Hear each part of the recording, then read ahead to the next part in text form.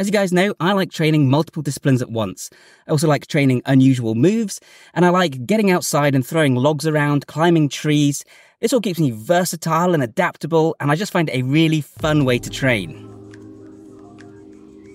But the obvious criticism of this kind of training is, how do I progress? How do I track progress? How can I improve in all these areas at once? And how do I know if I'm getting stronger when I'm lifting weirdly shaped objects all the time? I'm glad you asked.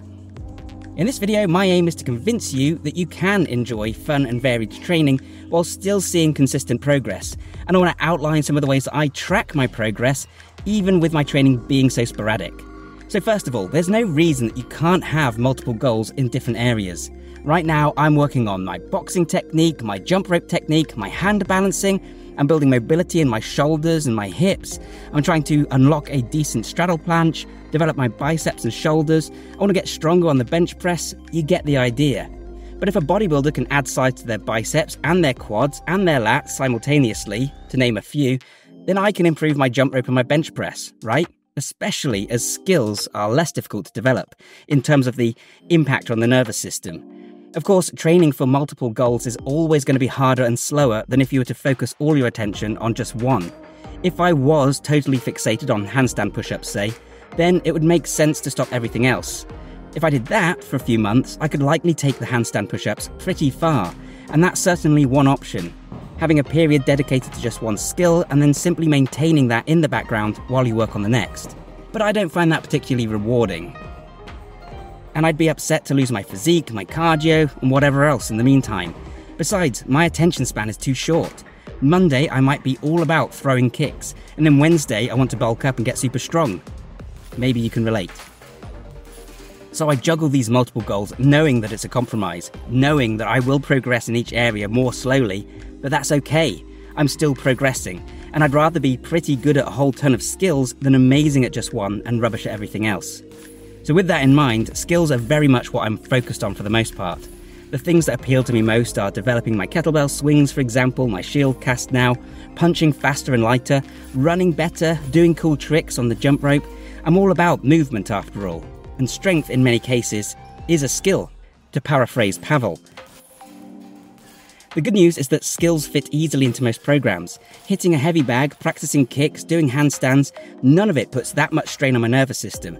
None of it requires a lot of recovery time. It needs spaced learning, greasing the groove, and even practicing these things once a week is enough. Don't believe me? Well, need I remind you that most martial arts classes, if you did martial arts, then the martial arts class you attended probably only ran once or twice a week maximum. I used to go to piano once a week. Sure, if you can practice more, it's better, but if you only practice once a week, you'll still make some progress, as long as you're being cognizant about your training. So there's really no reason you can't decide to work on your juggling, your pistol squats, and your shoulder mobility all at the same time. How do I know if I'm making progress in my skills? Well, that's much easier. For starters, you can often tell simply by how well you can do the skill. These days, I can do a handstand push-up first try much more often, so I know that I've made progress. Same with the jump rope. I know I'm faster. I know I feel more relaxed, and I can usually do crossovers now without fail. And I can do like 300 jumps without missing a single one, something I definitely couldn't have done before. And I know this thanks to today's sponsor, Crossrope, and their amp handles. So the amp handles are smart handles that connect to your phone and then literally let you track your jumps in a workout. So you can monitor how many jumps you can do without missing one. Just pair the handles with the app and you're good to go. Or you can follow along with the guided workouts. They've got loads available through the app. Seeing this number go up over time is a pretty big indicator that you're improving. While we're on the subject, I do highly recommend Crossrope. Their ropes are made from proprietary materials that won't get tangled or degrade over time. The handles use advanced spin mechanics, so they feel really great. And they let you quickly swap out the ropes to increase or decrease the weight. This is another way to work on that skill while also burning even more calories and even building a little bit of muscle. Bioneer viewers can get 15% off their purchase by using code BIONEER at checkout. Link in the description down below, and a huge thank you to those guys for sponsoring this video. Another option for seeing yourself progress is to film yourself and watch it back. This is amazing for seeing your technique improve over time, but also for accelerating your learning. You can see where you're going wrong. and getting feedback from others is also huge in this regard. I actually get feedback from you guys in the comment on a bunch of things, and it's really accelerated my progress in multiple areas, so thanks for that. But I do also want a good physique, and I want to be strong, really strong. I want to move like an action hero, but also look like one. The other good news then is that doing all this skills training actually builds a great physique. Hitting a heavy bag builds your shoulders and gets you lean. Same with jump rope, which also develops your calves. Chest and shoulder strength make me better at handstand push-ups. So when I'm training for shoulder and pec hypertrophy, I know that I'm also training for better handstand push-ups. And when I practice handstand push-ups and pike lift-offs, I'm also getting bigger and stronger shoulders. The same goes for my push-ups or crawling through woods or pressing a log overhead. Here the strength training is supplementing the skills practice and vice versa. And I get the same interdisciplinary benefits in other ways too. Improving shoulder mobility is mandatory for improving handstands, and you can't learn to sprint, box, jump rope or swing kettlebells without also developing your cardio somewhat.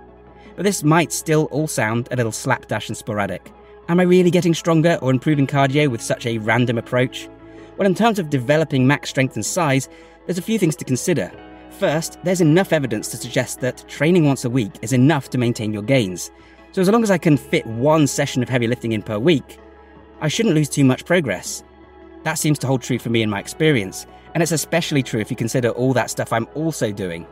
You know, if I'm doing heavy bench press one day of the week and then swinging a club another day of the week and then crawling another, and doing some of that to failure, you can bet my shoulders are going to look and be pretty strong.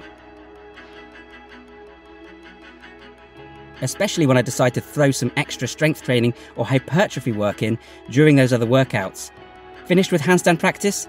Then why not round off with a set of pike push-ups to failure? Drop sets are ideal to quickly stimulate growth. If I'm making a max effort on a consistent basis, it doesn't really matter what the precise numbers are, especially as there are so many roads to increasing strength and size. It's not just about muscle damage, mechanical tension and metabolic buildup. What about connective tissue hypertrophy, intra and intermuscular coordination, angiogenesis? All this other stuff builds that stuff too. Time to think less in terms of binary strength training or not strength training, and more in terms of a continuum. I can still check in by seeing how much I can lift from time to time, but that's not the focus. And honestly, I'm happy with my biceps as big as they are and my bench as big as it is. Who cares if I'm benching 130 kilograms or 135 kilograms max? My bench is big and it's not going down. That's all I need to know. More important for me are the skills and abilities. So if my increasing strength is resulting in better handstand push-ups, well then I'm progressing. And if I feel good and look strong doing so, even better. And I know what some people are going to say. That's fine now, but it's not how you built your physique. But it absolutely is. Skills training and athletics alone wouldn't do it. But skills training and athletics with just a little bit of bodybuilding and heavy lifting, that's enough. So my advice is to focus a little bit less on the numbers and more on what you want to do with your fitness. Focus on doing that and having fun, then build your program around that. That's what functional strength is, right? What's the use in being strong unless it's for something? As long as you make regular effort in each area, you'll continue to improve. It may not be optimal, but it's fun, and the result is actually a more well-rounded performance profile that's adaptable and versatile. And don't be in such a rush. If you're moving, you're improving. So have fun with it. And you guys know what I'm going to say. I have an ebook and training program, Super Functional Training 2.0. Comes with an 80+ page ebook, over 2 hours of instructional video, and it's built like this. It's built around developing strength and cardio and strength endurance, mobility, but also a bunch of cool skills in the process. Things like handstands, things like hitting a heavy bag, jumping rope. So if that sounds great, check out the link in the description down below. Either way though, guys, thank you so much for watching this one, and bye for now.